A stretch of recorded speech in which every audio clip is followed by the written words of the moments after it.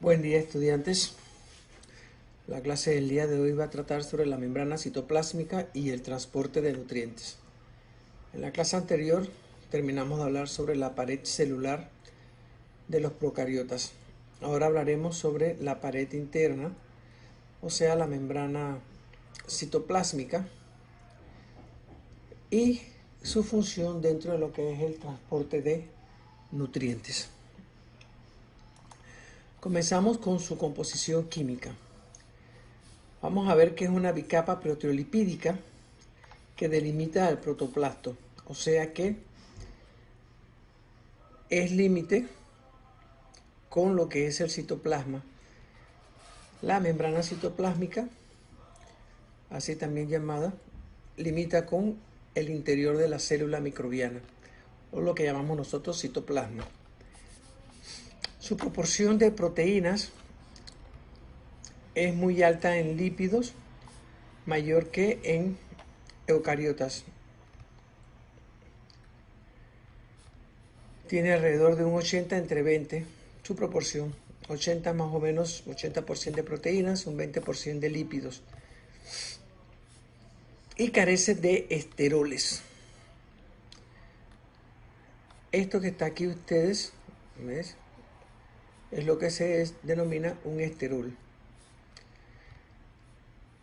Pero muchas bacterias, a pesar de que carecen de esteroles, van a tener opanoides, que son triterpenoides pentacíclicos, que confieren parte de la rigidez de la membrana. Yo para estas clases le he traído a ustedes algunas estructuras químicas por las que puedan tener una mejor comprensión. Esto es un opanoide.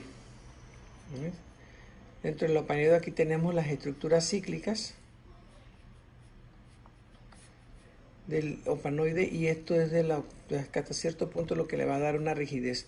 He traído las estructuras químicas porque ustedes no han dado química orgánica ni han dado bioquímica, que eso es algo de lo que siempre les he dicho yo a los profesores de la escuela de química, porque esto no viene desde ahora con la profesora Santana, sino viene desde mucho antes. Les he dado a entender que la microbiología no se debe dar en segundo año, ni de la licenciatura en química, ni de la licenciatura en tecnología química industrial, sino que se debe dar en tercer año cuando ustedes ya hayan dado química orgánica y hayan dado algo de principios de bioquímica, porque es más fácil para nosotros entonces poder hablar con ustedes, ya que van a entender todo lo que uno hasta cierto punto les está diciendo. Entonces, vamos a tener, cuando hablamos de bacterias, estamos hablando nosotros de procariotas.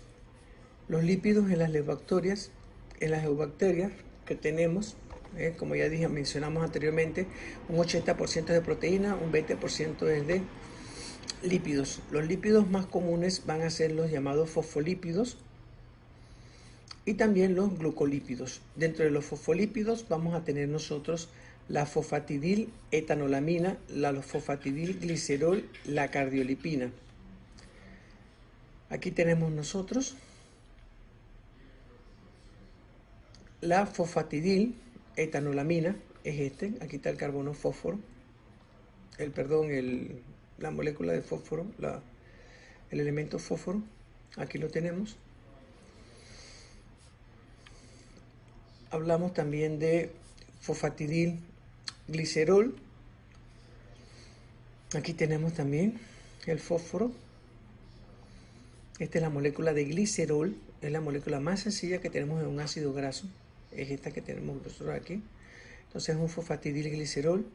Y tenemos la cardiolipina, que van a ser dos moléculas también de fosfatidilglicerol unidas aquí por medio de este enlace. Y aquí tenemos un fósforo, aquí tenemos otro fósforo. Esta misma estructura de este lado izquierdo es la misma del lado derecho de la pantalla. Es la misma estructura, ¿ok? Y el glicerol lo tenemos aquí. Y por último vamos a hablar de los glucolípidos, que también se encuentran ahí. Aquí tenemos una molécula de un lípido y aquí tenemos una glucosa. Entonces, estas son las estructuras, aquí te las estoy mostrando para que ustedes tengan conocimiento. Esto aquí significa la orientación que van a tener ellos dentro de lo que es el polarímetro, que es lo que les va a indicar si ellos van a tener un levógiro o van a hacer un dextrógiro.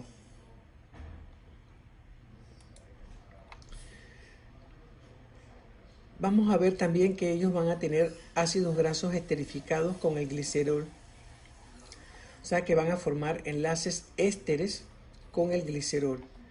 Entre los ácidos grasos que van a estar esterificados, vamos a tener nosotros el palmítico y el mirístico. Cuando se escribe así, 16.2.0 o 14.2.0, significa que no hay ningún, cuando es un cero, no hay ningún doble enlace, ninguna unión insaturada. Está todo completamente saturado. O sea que todos los carbonos van a estar ocupando todos sus enlaces del carbono como este travalente van a estar ocupados. Cuando hay un enlace tetravalente, uno de ellos no está ocupado, entonces es cuando se forma el doble enlace. Y hay entonces una insaturación, que puede ser monoinsaturado o puede ser poliinsaturado. Y vamos a tener de cadenas ramificadas en gran positivas. Aquí tenemos el ácido palmítico, ustedes están viendo, ¿ves? Está completamente saturado. Aquí hay una insaturación, este es el ácido palmitoleico, porque aquí vamos a tener nosotros una insaturación. Eso significa que aquí hay un doble enlace.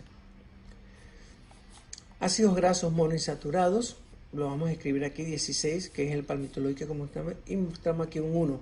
Un 1 quiere decir que vamos a tener una insaturación. Aquí está. Aquí también tenemos una insaturación. Y los vamos a tener en los carbonos que ya mencionamos aquí, el 9 y el 11, que están aquí escritos. Aquí tenemos nosotros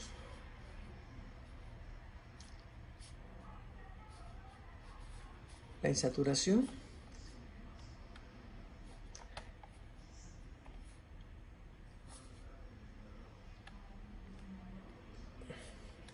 Y esto que les traigo aquí es para que ustedes vean las posiciones cis y las posiciones trans. Cuando tenemos los sustituyentes, los tenemos en una misma dirección. Aquí está la insaturación, aquí está, no sé, estamos hablando de cis. Cuando los tenemos en direcciones opuestas, como es el caso de este, estamos hablando entonces nosotros de trans. Y a esto se refiere con cis, que también pueden ser de repente trans, pero en este caso tenemos nosotros cis, que van a estar en una misma dirección. Y vemos que salvo las cianobacterias, que ya hablamos de ellas, que son las cianofisias, no hay ácidos grasos poliinsaturados. Acá no vamos a tener poliinsaturados, pero en las cianobacterias sí vamos a tener nosotros poliinsaturados.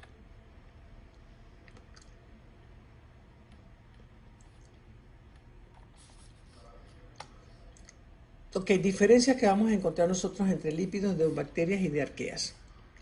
Las diferencias que vamos a encontrar, la principal, van a ser en los enlaces que se van a formar entre el glicerol y los ácidos grasos. Entonces, en las eubacterias, o sea, en las procariotas, vamos a formar enlaces éster. Y en las arqueas vamos a formar enlaces éter entre el glicerol y las cadenas de alcohol isoprenoides. Entonces, este es un enlace éter. Aquí tenemos un radical de un lado, otro radical del otro lado, el radical prima. Y aquí tenemos entonces nosotros un enlace éter. Acá vamos a tener un enlace éster.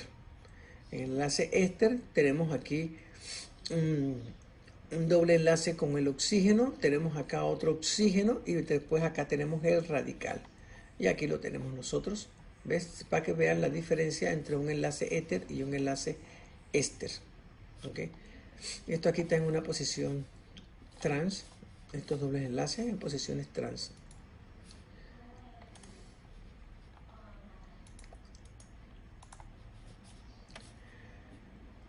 Y vamos a encontrar isoprenos que van a ser precursores de los alcoholes isoprenoides eterificados con glicerol en arquea, o sea que van a estar con enlaces éteres y estos se presentan en las arqueas.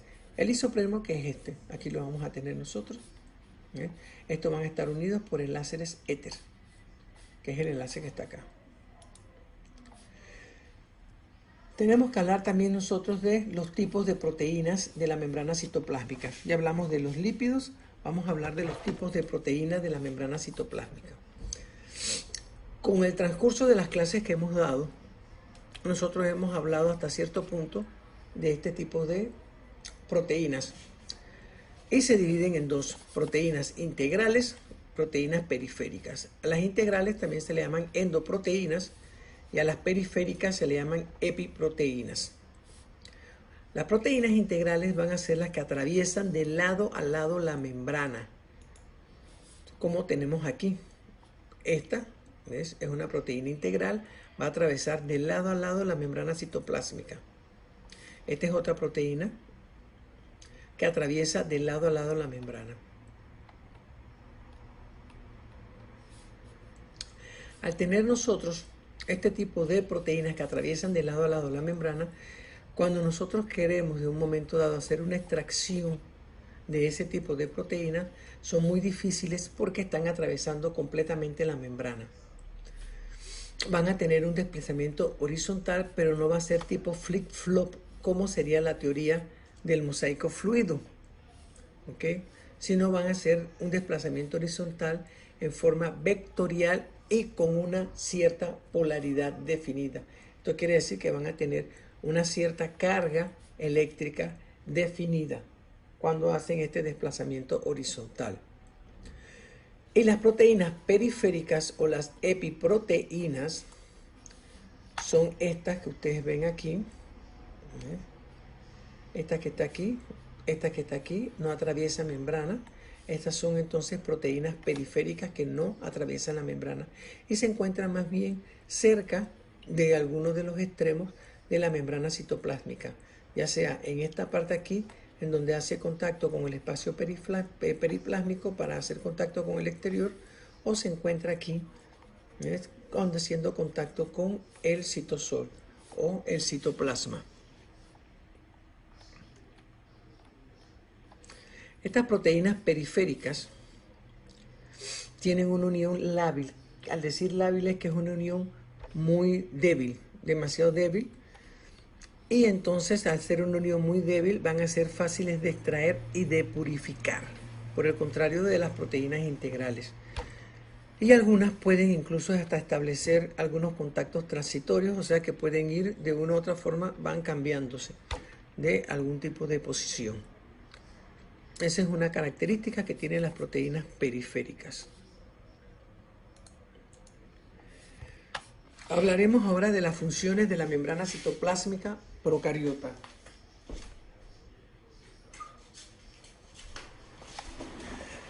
Estas son todas las funciones que nosotros vamos a hablar, cada una de ellas.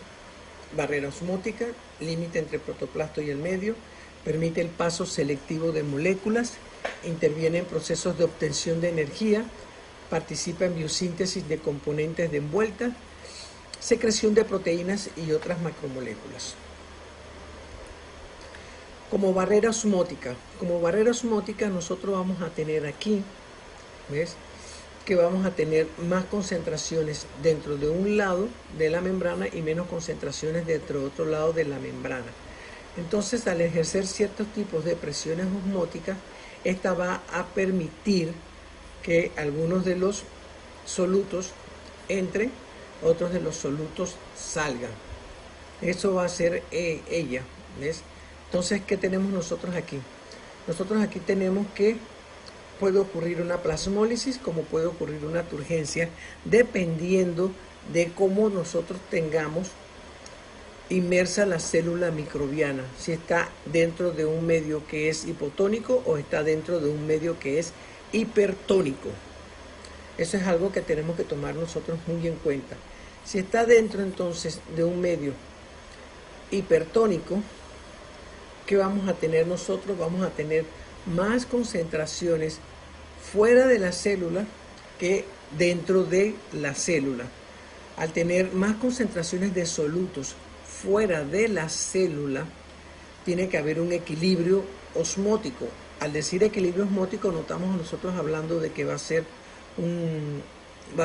iguales cantidades de solutos tanto adentro como fuera de la célula, sino hasta qué punto la célula permite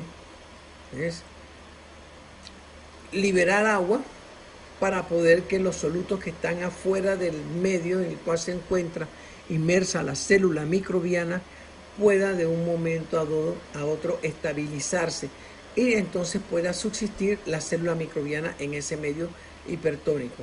Entonces lo que hace es liberar agua, va liberando agua. Si se ejerce mucha presión osmótica dentro de este tipo de medio en el que está inmersa la célula, lamentablemente entonces ocurrirá una plasmólisis, que es el encogimiento de la célula de manera tal que llega a lisarse, o sea, a producir una lisis. ¿Ok? A esto me refiero cuando llegan a un equilibrio osmótico, que va habiendo un intercambio de agua, tanto de adentro hacia afuera como de afuera hacia adentro, para poder mantenerse dentro de ese medio. Y en el caso de que tengamos nosotros un medio hipotónico en el que hay más solutos dentro de la célula que fuera de la célula, entonces el medio va a permitir la entrada de agua, la célula, perdón, va a permitir que entre agua ahí para poder entonces llegar a lo que llamamos el equilibrio osmótico, que vuelvo y repito, no es la misma cantidad, porque no es la misma cantidad de solutos fuera que solutos adentro, ¿ok? No es la misma cantidad. Pero si la presión osmótica es muy fuerte, entonces entra demasiada agua y ocurre un efecto turgor y la célula por ende también tiende a lisarse, o sea, a formar una lisis, a destruirse, a haber rupturas dentro de las membranas citoplásmicas y la pared celular. La otra función es que es el límite entre lo que es el citoplasma y el medio en el cual está inmersa también la célula.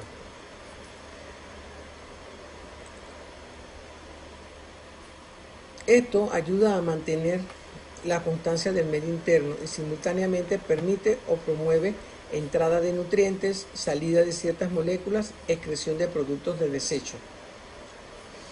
Es lo que hace el mantener un límite entre ellos. ¿Okay? Entonces también sirve como barrera selectiva. En la barrera selectiva es como si fuera una membrana semipermeable. En esta membrana semipermeable, ella va a permitir entrada de ciertas moléculas. Este es algo que hay que tomar en cuenta también, como la composición de ellos, tanto de proteínas como de lípidos, permite que tenga una parte anfotérica dentro de las proteínas. Por lo general son anfóteros, entonces van a permitir una parte que va a ser hidrofóbica, otra parte que va a ser hidrofílica, y entonces va a permitir que entren moléculas hidrofóbicas como moléculas hidrofílicas, dependiendo de con qué hacen el enlace a la hora de entrar, con qué hacen los enlaces las moléculas. Entonces vamos a ver que pueden entrar este tipo de moléculas. Van a entrar también moléculas pequeñas con cargas pero neutras, van a entrar moléculas grandes con cargas pero neutras. ¿Okay? Si se dan cuenta, el grosor va disminuyendo. Esto quiere decir que es más fácil que entren moléculas hidrofóbicas y gases, y que entren moléculas pequeñas con cargas pero neutras, y no es que no entren, sí entran, pero las moléculas grandes con cargas pero neutras van a ser menos las que entren. Y vamos a tener moléculas con carga neta e iones que, dependiendo de la polarización que vamos a tener nosotros dentro de la membrana citoplásmica, así mismo entrarán o no entrarán. Puede darse el caso de que no entren. En algunas ocasiones, de repente la molécula es muy grande y lo que hace la célula, no todas las células lo hacen, pero algunas células microbianas sí lo hacen, vierten exoenzimas en el medio, de manera tal que esas exoenzimas lo que van a hacer, o esas enzimas lo que van a hacer es a desdoblar esas moléculas grandes para poder entonces permitir el paso hacia adentro.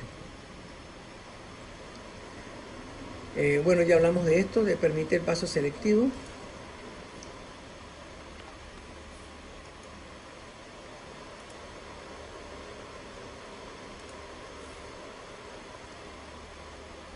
Interviene en procesos de obtención de energía. Y en la participación de la membrana en procesos bioenergéticos vamos a ver que contiene los elementos para la transducción de energía por respiración, deshidrogenasas, cadenas de transporte de electrones, ATPasas, y vamos a ver que en bacterias fotosintéticas anoxigénicas, o sea, donde no está presencia el oxígeno, vamos a tener también este tipo de elementos. Dentro de lo que es los procesos bioenergéticos es cómo ellos obtienen sus energías. Eso lo hablaremos más adelante cuando hablemos de obtenciones de energía. Hay 3 formas de obtener la energía. Una es por fosforilación a nivel de sustrato, la otra es por fosforilación oxidativa y por último por la fotofosforilación, que serían en el caso de las bacterias fotosintéticas. En el caso de fosforilaciones a nivel de sustrato y de fosforilaciones oxidativas a nivel de sustrato, vamos a tener una serie de enzimas deshidrogenasas que son las que nos van a ayudar a nosotros a llevar a cabo este proceso bioenergético, y también ATPasas, que son muy importantes, sobre todo la ATP sintasa, nos va a ayudar muchísimo esto. Y por otro lado, en la fosforilación oxidativa vamos a tener las cadenas de transporte de electrones, que es donde van a llegar las nicotinamidas, o sea el NAD, y van a llegar los flavonoides, o sea el FAD, NAD, y entonces van a pasar por medio de quinonas, de otros flavonoides, van a pasar por citocromos, hasta que lleguen al oxígeno y formen una molécula de agua.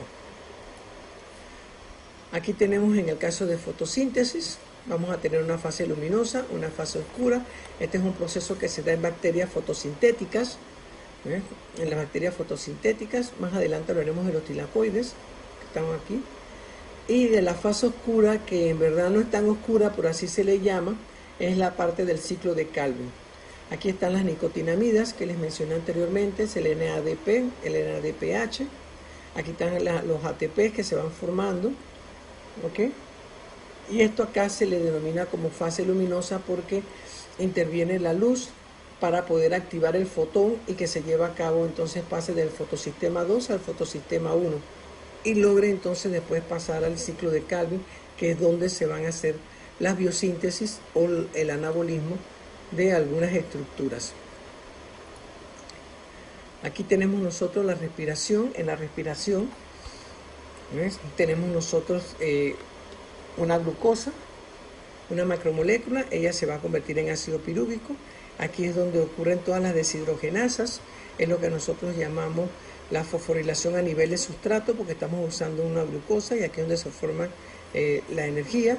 Esto del ácido pirúvico entonces va a pasar a acetilcoenzima A y va a entrar entonces al ciclo de Krebs, que es el que nosotros conocemos.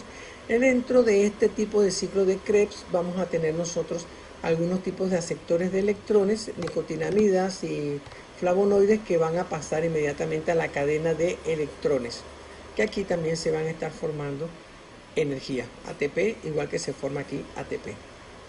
¿Ok? Entonces,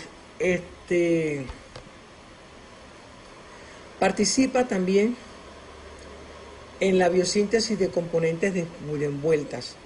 Participa en la pared, en la membrana y en cápsulas. Entonces,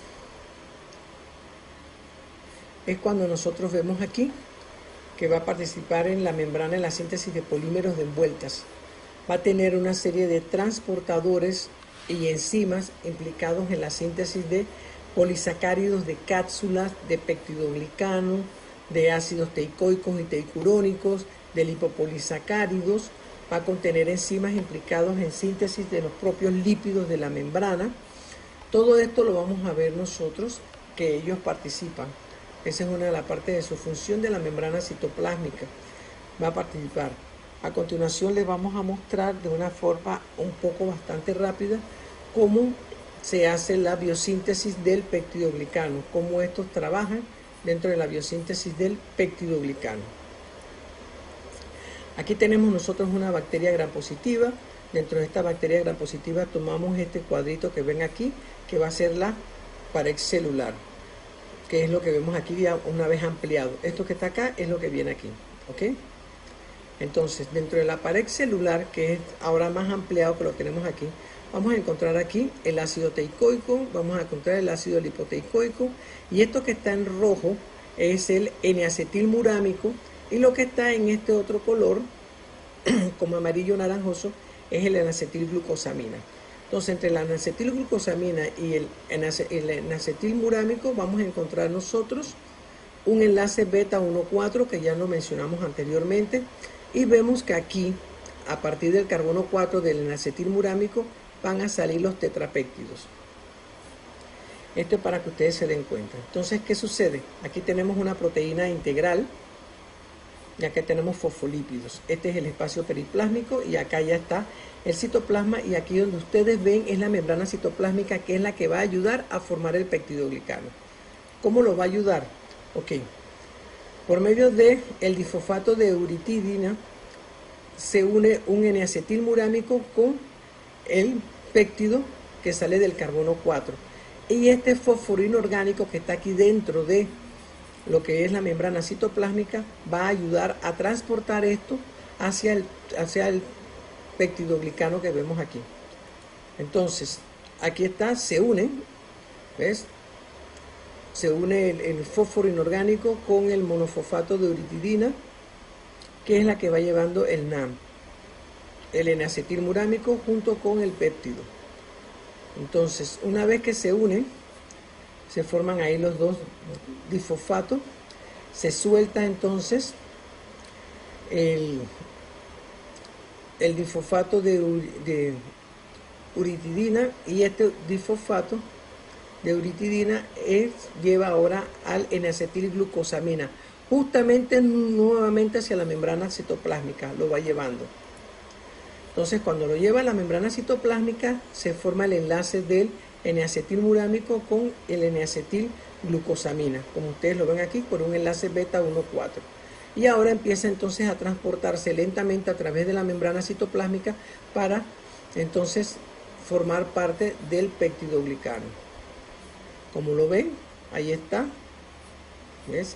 Ya pasó, el fósforo inorgánico es el que se encarga de transportar estas dos moléculas, y cuando vemos entonces forman parte del peptidoglicano, ya se han unido hacia lo que es el peptidoglicano. Entonces el fósforo inorgánico se suelta, entra a la membrana citoplásmica nuevamente para volver a ocupar su posición, de manera tal que entonces tenemos nosotros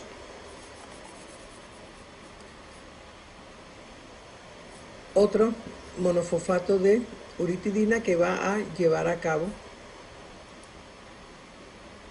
la función de acarrear o de transportar otra molécula de N-acetilmurámico.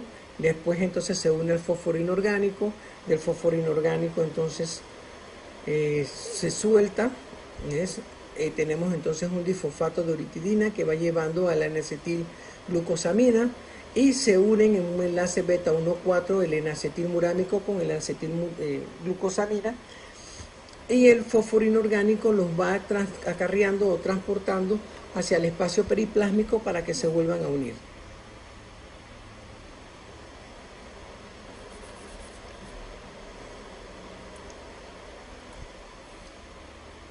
En la próxima clase vamos a hablar sobre las secreciones de proteínas y otras macromoléculas como funciones de la membrana citoplásmica.